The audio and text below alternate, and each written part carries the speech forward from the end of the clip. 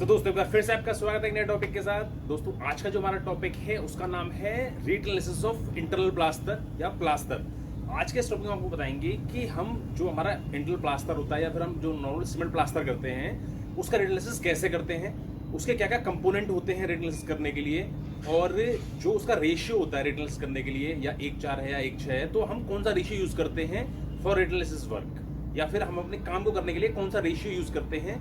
अगर हमें अपने घर में प्लास्टर करना है तो हम उसकी कॉस्टिंग कैसे निकाल सकते हैं, या फिर हमने किसी भी वेंडर को काम अवॉइड करना है, आपने किसी ठेकेदार को काम देना है तो उसके लिए रेट एनालिसिस की जरूरत पड़ती है, तो वो हम आपको बताएंगे कि हम वो रेट एनालिसिस कैसे कर सकते हैं, स्टेप बाय स्टेप प्रोसीजर उसका क्या होता है। तो दोस्तों शुरू करते हैं आज का टॉपिक जिसका नाम है rate analysis of plaster work.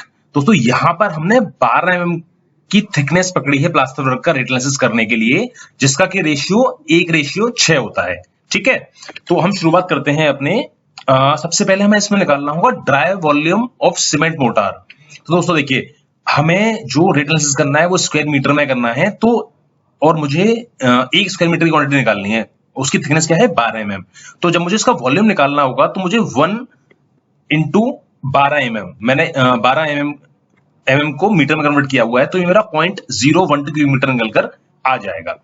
अब मैं इस नंबर पर कंसीडर करता हूं 5% की वेस्टेज, तो मैंने इस फॉर्मूले में नेक्स्ट में इसमें 5% की वेस्टेज में ऐड कर दी, जो कि मेरा 0.0126 निकल कर आ जाता है। ठीक है, नेक्स्ट हम आते हैं उसका वेट वॉल्यूम निकालने के लिए। दोस्तों जो हमारा वेट वॉल्यूम हम कैलकुलेट करते हैं वो हमारा होता है wet volume to dry volume will be multiply 1.33 into wet volume. तो दोस्तों 1.33 1.44 कुछ भी हो सकता है, हमने अपनी कैलकुलेशन के लिए यहाँ पर 1.34 लिया हुआ है। ठीक है, तो dry volume equals to 1.34 into wet volume.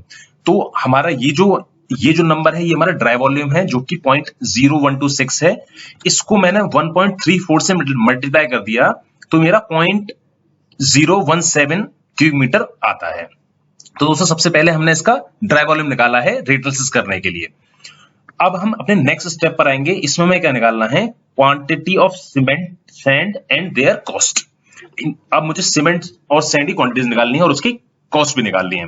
दोस्तों इससे पहले मैं आपको एक दो चीजें और बताता हूं कि ये जो हमारा रेशियो है 1:6 का रेशियो है, इसमें 1 जो है हमारा सीमेंट कंपोनेंट है एंड 6 जो है वो हमारा सैंड कंपोनेंट है। ठीक है, एंड डेंसिटी ऑफ सीमेंट जो कि 1440 kg पर मीटर क्यूब होती है, and 1 cubic metre sand equals to 35.31 CFT होता है। ठीक है, ये हमारे कुछ कन्वर्जन्स हैं, ये आपको याद रखने पड़ेंगे इसके लिए। अब मैं आता हूं क्वांटिटी ऑफ सीमेंट पर। ठीक है, तो देखिए क्वांटिटी ऑफ सीमेंट में मुझे क्या करना होगा, इसमें ये 1:6 का मेरा रेशियो है, तो मुझे 1 + 6 को ऐड करना होगा जो कि मेरा 7 आता है, और यहां पर मैं क्वांटिटी ऑफ सीमेंट निकाल रहा हूं, तो मुझे फॉर्मूला लगाना होगा 1/7, जो कि 1 इसमें टोटल सीमेंट का कंटेंट था and 7 was total of 1 + 6 into ये जो नंबर आएगा मेरा। ठीक है, अगर आप इसको देखेंगे तो ये हमारा 1.688 आ रहा है एंड 1440 जो हमारी सीमेंट की डेंसिटी होती है, वही फॉर्मूला मैंने यहां पर लगाया है 1/7 इंटू D5 मेरा ये वाला कॉलम है, इंटू 1440 जो कि मेरी सीमेंट की डेंसिटी होती है, तो मेरा 3.47 kg सीमेंट निकलकर आ जाता है। कंसिडरिंग कि जो मेरा सीमेंट का रेट है एज ऑफ नाउ वो 350 रुपए पर बैग है। दोस्तों ये रेट ऊपर नीचे हो सकता है और इसकी वजह से हमारा जो रेट एनालिसिस है उसका प्राइस भी ऊपर नीचे हो सकता है।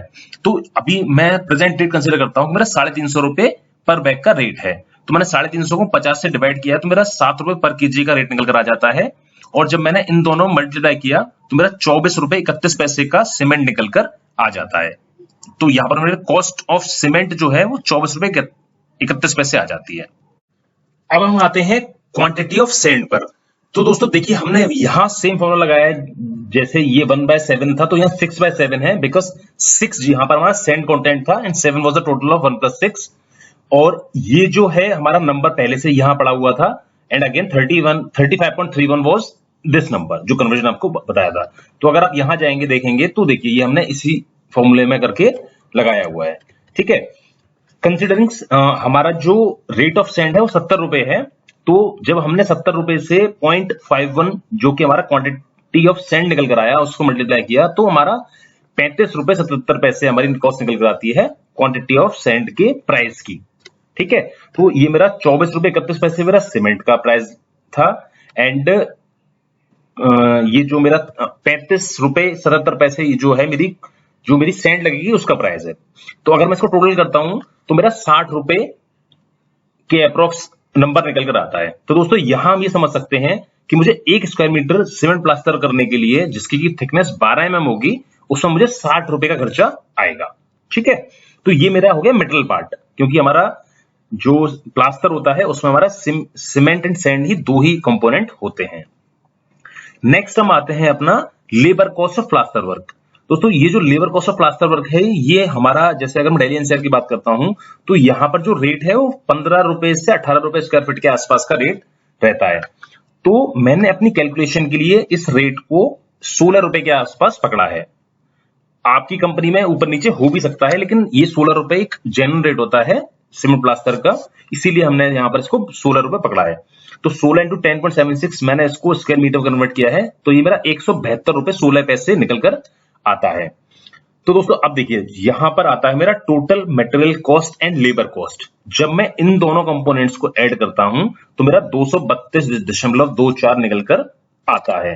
तो इससे हम ये समझते हैं कि हमारी जो मटेरियल कॉस्ट है प्लस लेबर कॉस्ट है वो 232.24 निकल कर आती है। दोस्तों अगर आप इन हाउस काम कर रहे हैं तो आपका रेट एनालिसिस यही खत्म हो जाता है, लेकिन अगर आपको किसी को आगे वर्क अवॉर्ड करना है तो इसमें 3-4 कंपोनेंट्स और जुड़ जाते हैं जिसको हम बोलते हैं ओवरहेड्स एंड अदर्स। तो अगर हम आते हैं ओवरहेड्स पर तो यहां पर हमारा 1% वाटर चार्जेस होते हैं एंड 1% इज इलेक्ट्रिसिटी चार्जेस। तो ये मेरा 2% होता है जिसकी कॉस्ट लमसम हम लेते हैं 2% ऑफ 232, तो ये ₹4.64 पर स्क्वायर मीटर निकल कर आता है। नेक्स्ट हम आते हैं ओवरहेड्स पर, क्यूरिंग हो गया आपका, स्काफ फोल्डिंग हो गया एंड अदर्स। ये हमारा 5% के आसपास होता है lump sum and 5% of this cost, तो ये हमारा ₹11.61 ये निकल कर आ जाता है। एंड एडिंग कॉन्ट्रैक्टर प्रॉफिट जो कि 10% होता है, 10% ऑफ दिस 232.24, तो ये मेरा ₹23.22 पर स्क्वायर मीटर की कॉस्ट निकल कर आती है कॉन्ट्रैक्टर प्रॉफिट की। तो देखिए अब यहां जो मेरा ग्रैंड टोटल आएगा वो 2 + 3 + 4 + 5, तो 2 मेरा ये था, this includes total material cost plus labour cost, then मेरा water and electricity, overheads and contractor profit. तो मैंने जब इन 4 कंपोनेंट्स को ऐड किया तो ये मेरा 271.72 निकल कर आता है, जो कि मैंने यहां मेंशन किया हुआ है। तो दोस्तों अगर आपको कोई पूछे कि आपका rate analysis of plaster work में रेट क्या होना चाहिए तो आप डायरेक्टली बोल सकते हैं कि ये जो रेट है हमारा 271.72 पर स्क्वायर मीटर में बता सकते हैं, और ₹25.25 ये होता है मेरा पर स्क्वायर फीट में। मैंने यहां पर इसको 10.76 से डिवाइड किया है।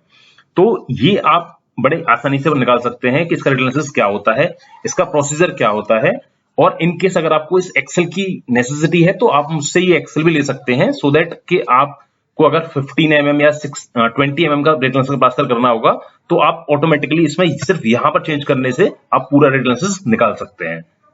जैसे अगर मैंने यहाँ 12 mm किया है, अगर मुझे यहाँ 20 mm का निकालना हो तो मैं यहाँ पर 20 कर दूंगा तो मेरा ऑटोमेटिकली सारी कैलकुलेशन 20 mm के लिए निकल कर आ जाएगी।